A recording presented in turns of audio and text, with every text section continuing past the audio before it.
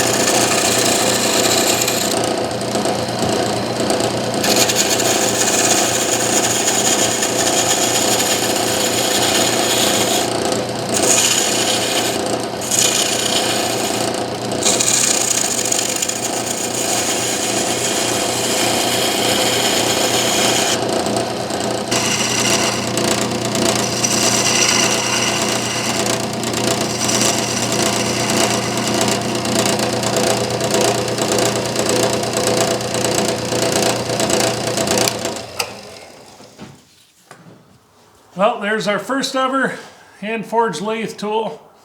Just a little gouge, and I tell you what, it works great, but I really need to learn how to get tools on handles straight. I burn them on, and I got to get better at drilling them out. I'm just trying to get all my practice in and get all this stuff kind of ironed out before I start really listing a ton of stuff, because I can't really send something like that that's crooked out. That'd just be no good. But it works just fine. It actually works really well. I'm very happy with it. So I have not had this lathe out. Well, I've only used it once in probably the last 10 years. And it's old. This thing's almost 40 years old, but it was hardly ever used. It was my father-in-law's. He had gotten it. He got this for his birthday one year and never got it out of the box. And then it sat up in his garage for years, close to 30 years before he gave it to me. And so it is enjoyable. It needs a new belt. It's obviously, it's a Duracraft. It's an old one. It's kind of like at the time, it probably would have been a box store special, something like that. But works just fine for what we're doing. So anyway, I hope you guys enjoyed it. We'll try to make more of these, see if we can get better at it. Like I said, this is the first one. I'll take it. It works. It cuts. It held an edge really nice, and I was digging into some bark and knots. And so anyway, yeah. Take it easy, everybody. I hope you enjoyed it, and I'll catch you on the next one.